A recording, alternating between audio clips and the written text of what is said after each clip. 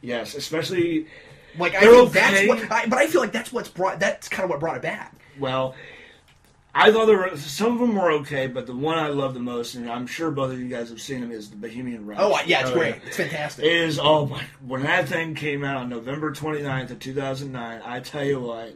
That was just like the craziest thing ever. Oh yeah, it was cool. And it was phenomenal because they had all these different people who haven't spoken forever. Yeah. New Zealand, the boomerang fish thrower, Crazy Harry with the dynamite. I mean, Beauregard, the janitor. I mean, they did such a great job with it. And I like how they're framing it, where at the end it's always somebody watching a computer. It's such a cool idea because again, it's modernizing it without modernizing it. I mean, like they don't have the Muppet Show anymore, but like they're just making internet shorts because that's where people are watching. Well, I love that. But I gotta tell you, the one I love. I mean, that one's my favorite. I'm with you. Yeah. But what about the one where the Swedish chef is making pumpkin pies? That's hilarious. That one was pretty good. They keep because have you seen this? No. The pies. I'm sorry. The pumpkins are trying to not get made into pies by the Swedish chef, so they keep trying to come up with ludicrous instruments that he can't possibly have on hand to turn them into pies with. So they're like bazooka. He's not going to have one of those. Yeah. And then, you know what I mean? And, like, come on. Every time he comes, every time they come over, he pulls it out and he's got one. You know, and like a chainsaw. And it's like, yeah, I love that. It's hilarious. And then at the end, they turn into pies, and they're Muppet pies. The best way, and I'm glad this kind of brings it to a good point, is that the Muppets are really good at complete chaos. Yeah. And Kermit is in the middle of this whirlwind of all these, dynamite, rubber chickens, cannonball acts. I mean, boomerang fish. All these things are just kind of circulating around him, and he's the one who somehow can bring them all together and put on a really good show. And I think that's what was the most amazing to me, and that Steve Whitmire did so well at in performing Kermit, is making him the leader again. With Fozzie at his right side, his female pig to his left, and Gonzo and Rolf and Scooter and everybody else, with him. It's great to see that old family. And it was really great. I think it's interesting that the Muppets seem to be able to do fan service at the same time as they can do a good movie. Yeah, absolutely. I mean, how many times do you go to a movie and like, man, that was fan service. There was nothing in there that was good. It was just, oh, look, we're going to put Venom in a movie now. And people will love it. It did what all these other revival films haven't been able to do, and part of that was because we didn't have to watch aged actors trying to do what they used to. That's true. Because if you think about it, this movie, like all revival movies, because that's what it is. It's not a reboot. It's a revival film.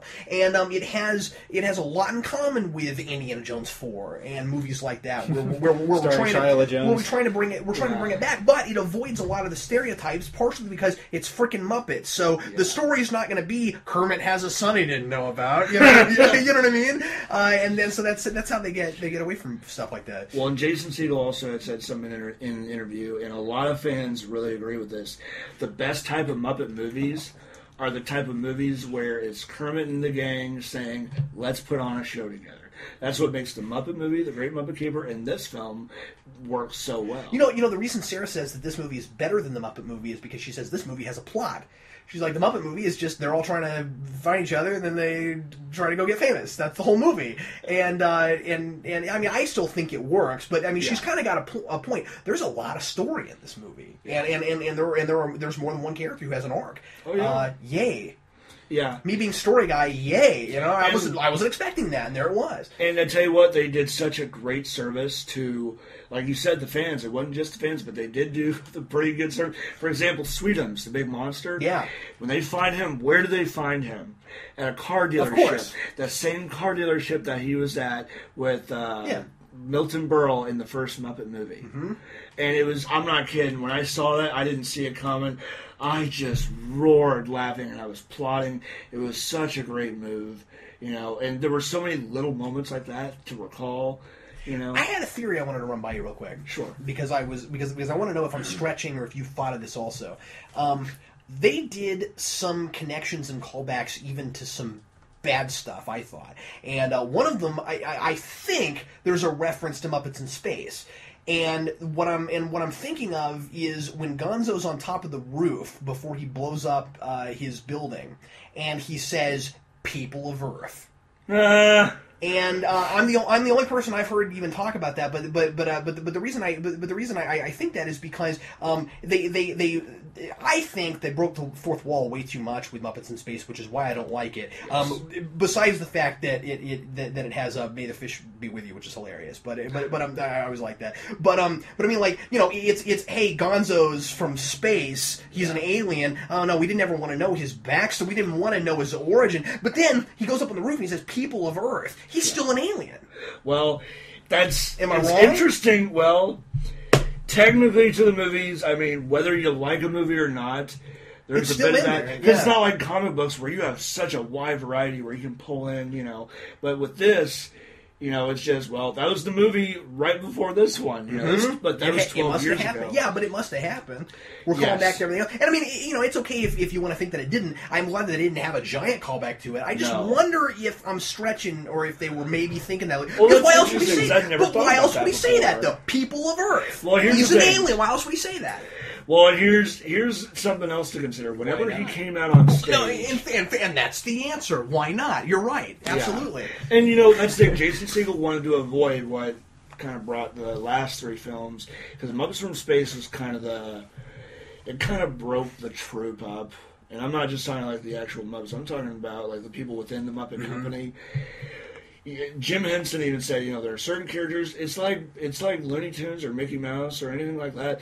You're not supposed to give away their backstory. Animal, you're not supposed to know if he came from some jungle. Yeah. Beaker, you're not supposed to know why he only speaks in meeps. You know, and Gonzo, he looks like a combination of a turkey and some sort of insect. But really, I think that's as far as you should go. And this has happened a lot in pop culture when people have gotten angry because we gave away somebody's backstory. Yeah. There were a lot of people who thought that Wolverine should never have had a backstory. I'm with that. But it's a good one. So. No, and it is good. But I mean, like, you know, when Origin came out, there were a lot of people who said, whatever happened to that whole thing where we said we were never going to have an origin for Wolverine before Weapon X? You know, Weapon X is his origin. Who knows where he came from before that? You can think he's 500 years old or 1,000 years old, and it's fun to not know. And once we know, it takes something away from it. The thing is that there's been 3 or 4 Wolverine origins anyway. True. So. Yeah, absolutely. Well, Okay. Better example is the Joker. We didn't want to know the Joker's backstory. Yes, that's a very good story. And there are places where there are continuities where we get his backstory and it works and it's okay. Yeah. But I mean, like in mainline continuity, I don't really want to know where he came from. You don't want to know that in a Chris Nolan film. No. Well, and that's a different animal too. But you're right. Yeah, absolutely. Well, anyway. That's getting off track. That animal didn't even have drumsticks. No, that's true. That's true. No, but I would have liked to have seen the Heath Ledger Joker in a band. That would have been really fun. I wonder what kind of music he would play. You want to know how I got these sticks? Well, the sticks. There you go. But I will say this. Scars from these sticks. I certainly didn't want to end on nitpicking the movie because, like I said, there were several moments where I cried. I cried when Walter first starts watching the Muppet Show and you see him getting all these gifts for his birthday, dressing up as Kermit for Halloween. That was cool. And and I loved Pictures in My Head.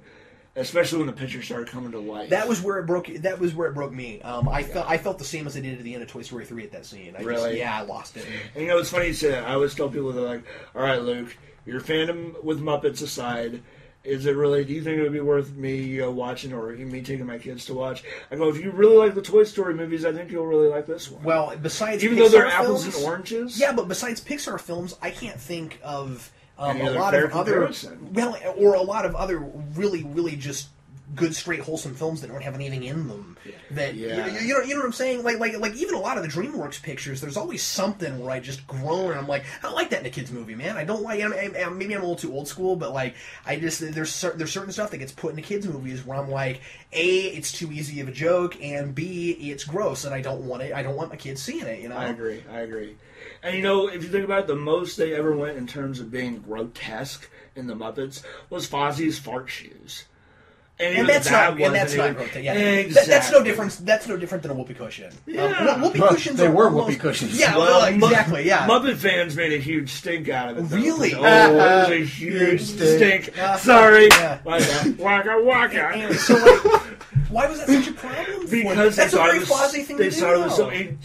they thought it was really crass. That's what Jason Segel said. That's not crass. If they'd had him walk around in those shoes the whole movie, or if they'd had him let out like a really long one or something, no, I'm just saying it would have been gross. No, you're right. It would have been superhero movie all over again. But you know what I'm saying. But yeah, like a lot of people made a big sting about that. Really, I wouldn't. I had no problem because I was kind of worried at first. But you got to think of all the other like adult jokes that they've had. Oh, sure, absolutely. And what's great about the Muppets is that it's always over kids' heads. It's always over the kids' heads, but the adults are like, all right, that's pretty cool. Like, for example, and I'm sorry I keep bringing this song up, I just love it that much, is He Smells Like Teen Spirit. Yeah. Beaker's line is supposed to be my libido, but he holds up the towel that says me, move, instead of my libido, because, hey, they got to cover that up. You know? That's cool. They're smart about it. Yeah. And, that's the thing. It's they found that good balance of both for children and adults, and for college students and teenagers, I'm just going to throw this out here because I was going to say, I feel bad. I feel like go ahead, completely out of this.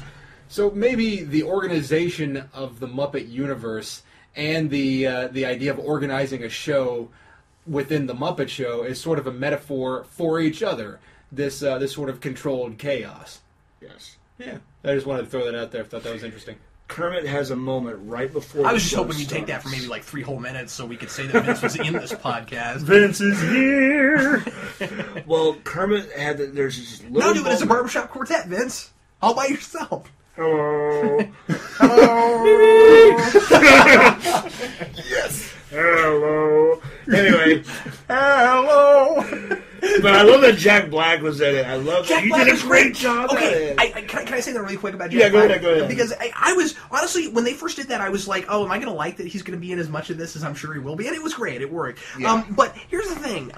I thought, you never want to rewrite a movie. I thought of something that, later after the fact, that would have been a really cool callback. Since Jack Black was really the guest, because they always had a guest on the Muppet Show, and you were mentioning going back to something that they'd only done the first season. I think it would have capped everything off for those of us that really know Muppets if they had given him a Muppet of himself. Well, Jason Segel obviously got one of himself. Oh, did he? Yeah, he got to keep that Muppet from the Manor Muppet song. Oh, okay. Cool. Yeah, I didn't know that. But they did that for the first few episodes. Yes, they did. I don't think they did it the whole season. I think after a while they just quit doing it. Actually, after Connie Stevens, I think they stopped. Wow, okay, I couldn't have told you that. But they did make 3 of Andy Williams when he was on during the season 4 episode. Oh, really? Because they did a barbershop quartet because he had apparently done some of that kind of. But I just think that would have been neat. Yeah. But plot-wise, when would anybody have had time to make Vince, it? tell me your favorite line, though. Tell me your favorite line at the end. All hail the Hobo King. Yeah, I'm glad they went with that as his ending. That was cool. You see, they turned him into a Muppet because they wrapped him in a bunch of rope, and then they picked up his pegs and made him dance around. Good point. Good point. Now he's a living Muppet. Well, I will say here, and we can, Yeah. We actually only have 2 minutes before we're going to have to totally shut down. Sure. I did want to say there's that one moment that I think really just kind of brings it all together, and it makes my hair stand on end. Is when Jerry Nelson is doing the announcement, who is a retired performer that came on to do voice work. He goes, and now, ladies and gentlemen, your host, Kermit the Frog. That was a big You see deal. Kermit behind the O, getting ready to open the door. And I'm like, oh my God, that is just so beautiful. And then they had him come through the O, the song started. You see the female chorus come along, and you're just so excited. Then the male chorus. Then you go to Zach Galifianakis. I liked that it had been so long they didn't know how to do it anymore. I know. That was pretty funny. Well, and it was really funny because it brought back the only other pet peeve. They had 4 monsters coming through the arches. There's supposed to be 5. Oh, okay, all right. But somebody told me they just didn't have enough money for it. But anyway. Well, they didn't know what they were doing, Yeah. One of them forgot to come on, and he's like, see, it wait, made I'm in the sense. back. Yeah, you're right. You're Right. Yeah, Absolutely. he's somewhere. With all the chaos, it made sense. Well, we are going to have to go ahead and wrap up. Well, thank you guys both very much for Thank letting you me on the for show. being on I appreciate and it. for giving us such an education on the Muppets. I thought I knew something, but now I know a lot more than I did. I sure appreciate having you on. I know I saw the movie. And Vince, thanks for showing up. Yeah. I'm sorry. I feel like you totally got shafted. No, I said some things. I said some things. Yeah. Well, anyway, thanks everybody, as always, for watching, or for listening. I guess you're listening. It's Not Nerds, the podcast. And we'll see you again in 2 weeks. I'm Captain Logan. I'm Vince. And I'm Luke. Thank you very much. See you next time.